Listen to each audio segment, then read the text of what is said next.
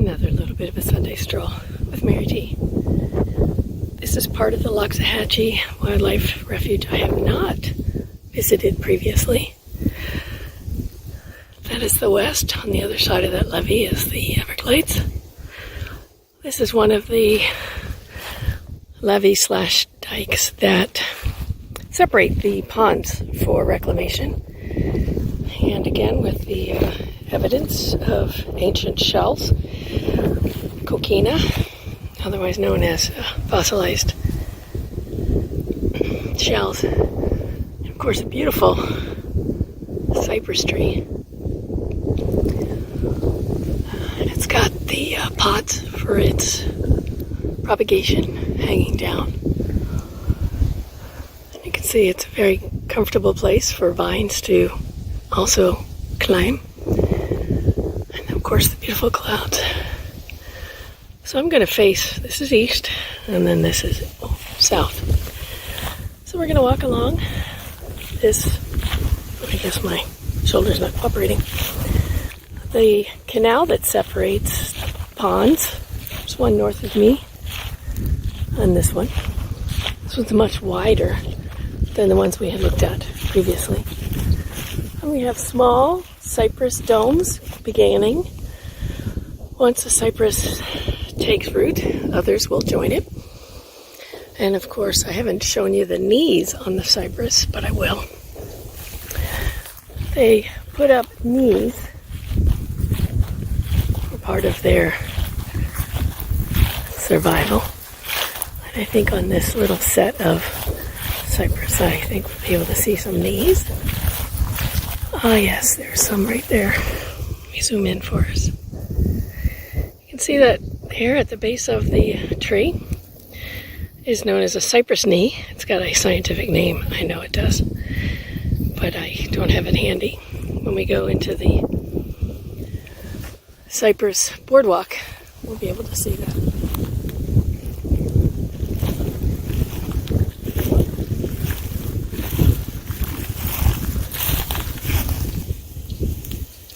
And this one looks like it has picked up a strangler fig. Oh no.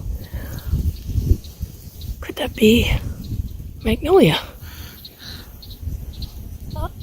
Can't tell, but it's not clinging to the tree. It just happens to like the area that has been built up because of the cypress roots. Oh, we have a Gulf fritillary enjoying the flowers. It is a false cognate, otherwise known as, it looks like a monarch, but it's not. And again, with the clouds, beautiful cypress, saw palmettos, cypress and some friends.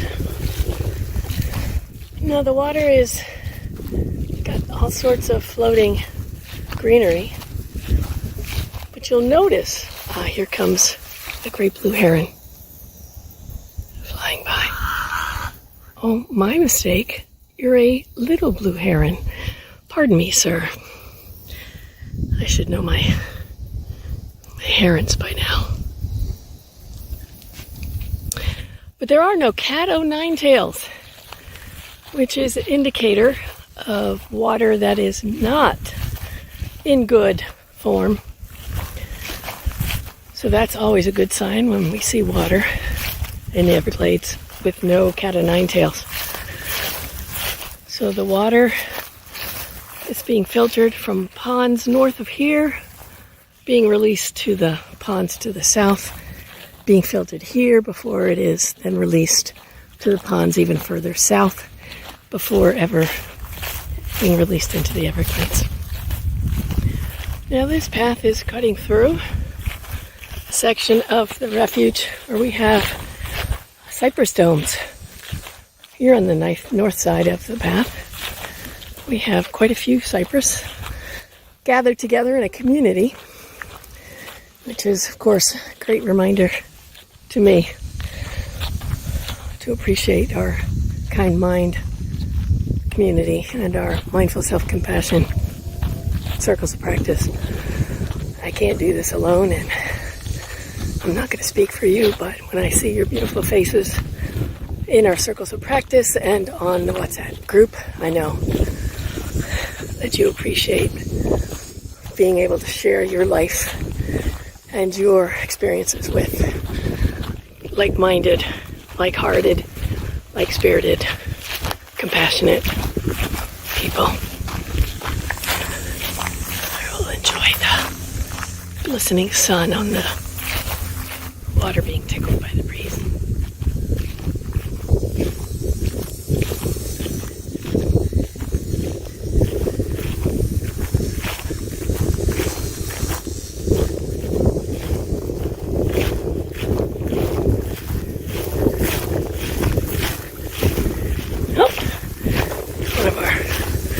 Little coots walking across the water to get to safety.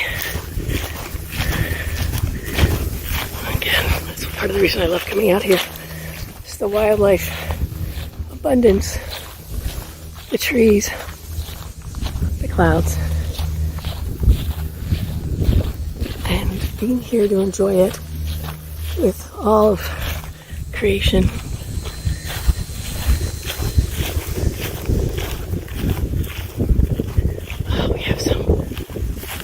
Little blue herons up ahead. I'll be quiet so we can enjoy them.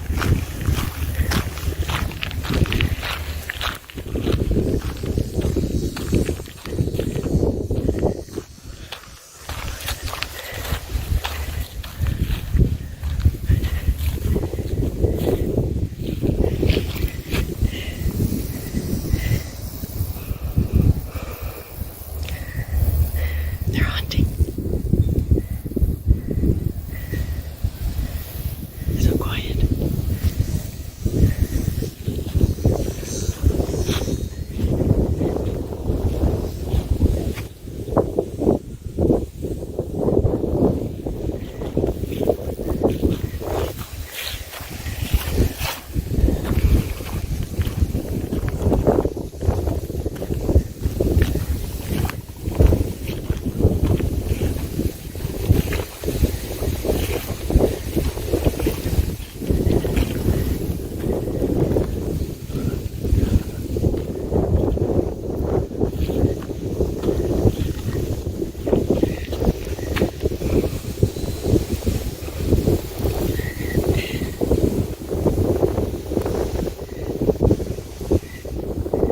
The one furthest away is a reddish egret. Hunting. They're both hunting. Also remember to come up here. This is the first time I've been on this path.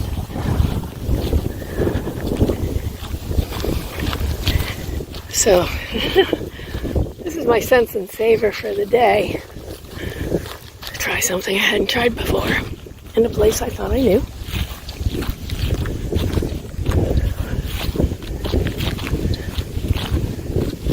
Taking care to notice what I notice. Ah, we have a maple tree. Yes, we have maples in Florida. That's another love I have. The wind rustling through the leaves. Such a joy.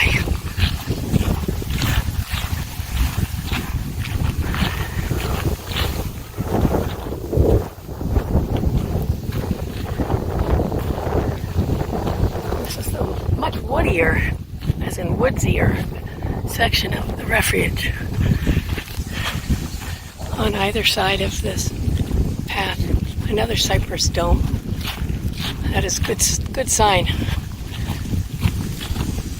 because other wildlife and plants join the cypress dome and build up. It's almost an island in the wetlands, which is a safe place for animals to nest, hunt, and stay safe. Earlier on the path, I had seen what looked like, if I'm guessing correctly, bobcat footprints. There were no human prints anywhere around it. and no dogs or pets on leash or off leash were allowed. And I just tracked the footprints and came east on this path. I don't see the footprints here, but I'm guessing it's a bobcat. I've heard from other people who love this place that they've seen bobcats before. Not panthers, though. We're too close to, quote, civilization, unquote, for panthers. Much too dangerous for them. What do they say? Maybe anywhere between 300 and 500 left in Florida. So they range much further west of us in a national panther preserve. I've only seen a panther once, and it was life-marking for sure. We just walked across the path in front of my car when I was stopped on a canal in that island preserve. And chances of people in South Florida ever seeing a panther are slim to none. So truly it was a blessing for me. Some beautiful cypress and clouds to finish this little walk with you. Thanks so much again for your company on this little stroll in a favorite part of my world. Again, thank you so much for being in my life and our Kind Mind Academy community and our mindful self-compassion circles. Take care.